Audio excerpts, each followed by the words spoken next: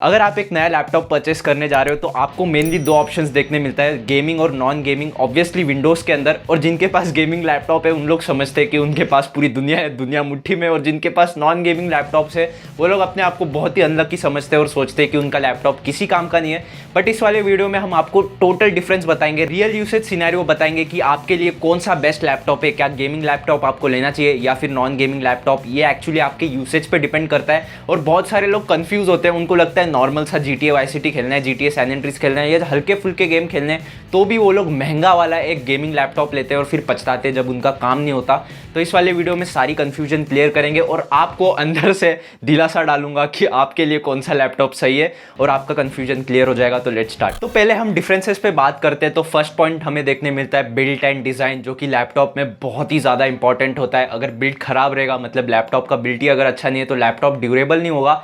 तो gaming laptops में जो एक्चुअली डिज़ाइन होता है वो बहुत ही अच्छा होता है, मतलब रंग बिरंगी कलर होते हैं, आकर्षित कलर होते हैं, चमकदार कलर होते हैं, कीबोर्ड में से अलग ही चमक निकल रही होती है। तो डिज़ाइन जो है लैपटॉप का, गेमिंग लैपटॉप का, वो बहुत ही अच्छा होता है। और जो नॉन गेमिंग लैपटॉप्स होते हैं उनमें डिज़ाइन जो है वो मिनिमलिस्टिक सा, एकदम नॉर्मल सा एलिगेंट डिज़ाइन रहता है। दोनों ही केसेस में डिज़ाइन अच्छे देखने मिलते हैं। अब पर्सनल प्रेफरेंस है, अगर किसी को एकदम चमकदार डिज़ाइन पसंद है तो वो गेमिंग लैपटॉप्स पे जाता है। बट अगर बिल्ड के बारे में बात करूँ तो जो नॉन गेमिंग लैपटॉप्स है वो जनरली अच्छे बिल्ड पे बने होते हैं, और जो गेमिंग लैपटॉप्स है उनका जनरली बिल्ड अच्छा नहीं होता। बजट गेमिंग लैपटॉप के बारे में बात कर रहा हूँ, क्योंकि उस प्राइस रेंज पे और भी स्पेसिफिकेशंस डालना होता है, ग्राफिक कार्ड डालना होता है, तो कहीं पर तो कॉम्प्रोमाइज़ करना ही पड़ेगा। तो बिल्ड में जनरली कॉम्प्रोमाइज़ हो जाता है और चीप सा मटेरियल यूज़ कर लेते हैं वो लोग। तो सेम प्राइस रेंज को अगर कंपेयर करेंगे तो नॉन गेमिंग लैपटॉप्स का बिल्ड जो है वो ज़्यादा अच्छा होता है as compare to gaming laptop. But कुछ कुछ एक्सेप्शन ज़रूर देखने मिलते हैं। कुछ कुछ गेमिंग लैपटॉप्स बजट सेगमेंट में भी बहुत अच्छे बिल्ड क्वालिटी के साथ में आते हैं। और नेक्स्ट चीज़ है प्रोडक्टिविटी। तो प्रोडक्टिविटी में भी गेमिंग लैपटॉप्स थोड़े पीछे रह जाते हैं as compare to non gaming laptops.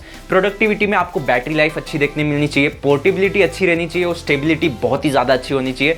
तो गेमिंग लैपटॉप जनरली उनका मास जो है वो ज़्यादा रहता है, तो उनका पोर्टेबिलिटी कम हो जाता है। वही non gaming laptops light weight देखने मिलते हैं आपको, तो वो ज़्यादा पोर्टेबल हो जाते हैं। और स्टेबिलिटी के बारे में बात करेंगे तो स्टेबल जो है वो ज़्यादा नॉन गेमिंग लैपटॉप्स है, और बैटरी लाइफ भी आपको ज़्यादा नॉन गेमिंग लैपटॉप्स में देखने मिलती है। गेमिंग लैपटॉप्स में जो ग्राफिक कार्ड है वो भी जनरली पावर खाता है, तो इसलिए वहाँ पर बैटरी लाइफ कम देखने मिलती है। तो प्रोडक्टिविटी के टर्म्स में भी नॉन गेमिंग लैपटॉप जो है वो ज़्यादा अच्छे है। और एवरेज लाइफ के बारे में अगर मैं बात करूँ तो बैटरी जो है वो ज़्यादा जल्दी ख़राब हो जाती है गेमिंग लैपटॉप्स की, क्योंकि उसमें बहुत ज़्यादा चार्ज करना पड़ता है और नॉन गेमिंग लैपटॉप्स में इतना चार्ज नहीं करते।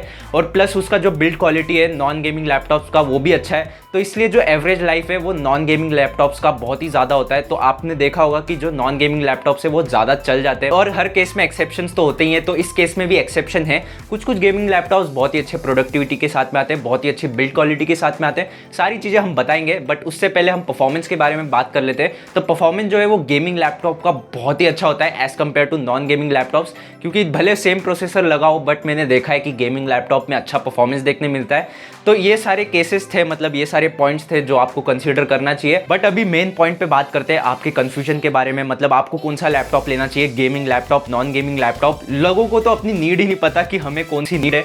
तो मैं आपको बोलूँगा पहले अपने आप से सवाल पूछो कि आपको क्या नीड है। लाइक अगर आपको नॉर्मल टास्क करना है, कॉन्फ्रेंस कॉल करना है, या फिर माइक्रोसॉफ्ट ऑफिस पे काम है, नॉर्मल कोडिंग करना है, मतलब एकदम छोटी मोटी कोडिंग, कोई मशीन लर्निंग, डीप लर्निंग, ये सारी चीज़ें नहीं करनी है, तो आप एक नॉन गेमिंग लैपटॉप के साथ जा सकते हो। क्योंकि वहाँ पर जो मैटर करता है वो है प्रोडक्टिविटी।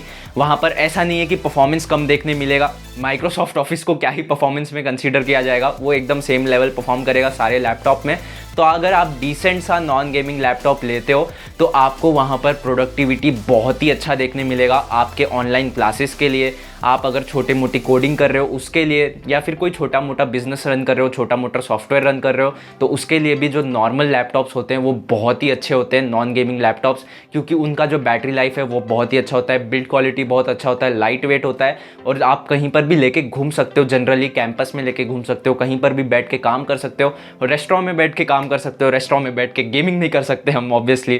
और जितने भी नॉन गेमिंग लैपटॉप्स हैं उनमें इनबिल्ट ग्राफिक तो होता ही है, लाइक इंटेल का या फिर AMD का।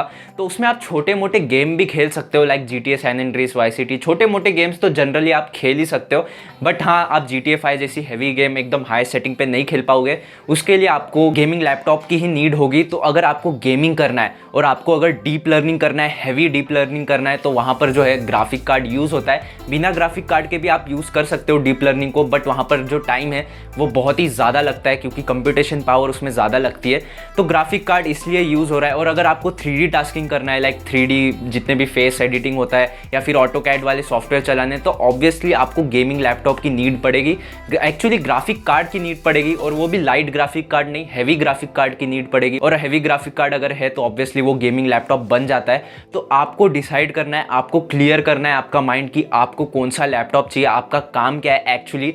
मतलब काफ़ी सारे लोग ऐसे होते हैं कि उनको बस GTA सैन एंड्रियास खेलना होता है और मेनली ऑनलाइन क्लास या फिर कोडिंग करना होता है, और वो लोग ले लेते हैं गेमिंग लैपटॉप्स और फिर पछताते हैं कि बैटरी लाइफ इतनी कम है यार, हम लेके घूम नहीं पा रहे, इतना हैवी है, कंधों में दर्द हो गया है, झुक गए हैं। और काफ़ी सारे लोग ऐसे भी होते हैं, वो लोग सोचते हैं हमें तो कोडिंग करना है, हमें डीप लर्निंग करना है, मशीन लर्निंग करना है, आर्टिफिशियल इंटेलिजेंस, AI, ये सारी चीज़ें पढ़नी है, तो हमें तो क्या ही लैपटॉप लगेगा, मतलब गेमिंग लैपटॉप क्या ही यूज़ में आएगा, हम नॉर्मल सा लैपटॉप ले लेते हैं। कई लोग तो मैकबुक भी ले लेते हैं, नॉर्मल सा मैकबुक एयर स्टार्टिंग वाला, जिसमें कोई ग्राफिक कार्ड नहीं है। वो लोग सोचते हैं वहाँ पर हम बहुत ही अच्छे AI प्रोग्राम्स बनाएंगे, बट वहाँ पर फिर वो गलती हो जाती है, क्योंकि डीप लर्निंग में हैवी ग्राफिक कार्ड यूज़ होता है। मतलब ग्राफिक कार्ड यूज़ होगा तो बहुत ही एक अच्छी बात है, टाइम आपका कम लगेगा, ऑब्वियसली आप टाइम सेव कर रहे रहोगे वहाँ पर।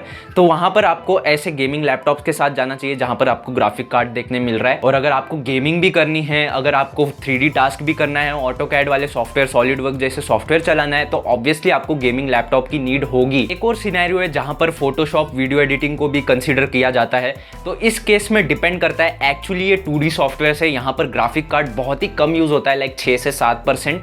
तो अगर आप गेमिंग लैपटॉप में इसे यूज़ करोगे, फोटोशॉप, वीडियो एडिटिंग, तो ऑब्वियसली अच्छा परफॉर्मेंस देखने मिलेगा। बट अगर आपको लाइट ये करना है, मतलब लाइट चीज़ें करनी है, लाइक लाइट फोटोशॉप यूज़ करना है, थोड़ी बहुत वीडियो एडिटिंग, थोड़ी बहुत फोटो एडिटिंग, तो आप नॉर्मल सा लैपटॉप लो, नॉन गेमिंग लैपटॉप। आप इस चीज़ के लिए पूरा इन्वेस्ट नहीं कर सकते गेमिंग लैपटॉप पे, फिर आपका प्रोडक्टिविटी वाला जो काम है वो बहुत ही कम हो जाएगा, वो जो लेवल है वो बहुत कम होगा, फिर आपको और सारी चीज़ों में परफॉर्मेंस अच्छी देखने नहीं मिलेगी। बट अगर आपको वीडियो एडिटिंग ही करना है, फोटो एडिटिंग ही करना है, तो आप गेमिंग लैपटॉप के साथ ऑब्वियसली जा सकते हो, क्योंकि फिर आप सोच रहे हो कि हम नॉन गेमिंग लैपटॉप में ये सारी चीज़ें रन करेंगे, तो नहीं, अगर आपका मेन काम यही है तो आप गेमिंग लैपटॉप के साथ जाओ। तो लास्टली अब आप डिसाइड करो कि आपकी नीड क्या है। मैंने सारी चीज़ें क्लियर कर दी है कि आपके कौन से नीड के लिए कौन सा लैपटॉप बेस्ट रहेगा। और अगर आपका मिक्सर नीड है, लाइक मेरे जैसा एकदम मिक्स है, नॉन गेमिंग लैपटॉप्स के भी नीड है और गेमिंग लैपटॉप्स के नीड है, तो ऐसे गेमिंग लैपटॉप्स आ रहे हैं जहाँ पर बहुत सारी चीज़ें जो है वो सिमिलर है नॉन गेमिंग लैपटॉप से। तो MSI GF63 थिन बहुत ही अच्छा एक गेमिंग लैपटॉप है, इस पर पूरा प्लेलिस्ट बनाया है, आप जाओ आई बटन में या फिर डिस्क्रिप्शन में मैं दे दूंगा, वहाँ पर सारी वीडियोस देखो। मैंने सारी चीज़ों को अच्छी तरीके से एक्सप्लेन किया है। और ये एक मिड में आता है, लाइक गेमिंग लैपटॉप का भी बहुत अच्छी तरीके से काम करता है और नॉन गेमिंग लैपटॉप का भी बहुत अच्छी तरीके से काम करता है।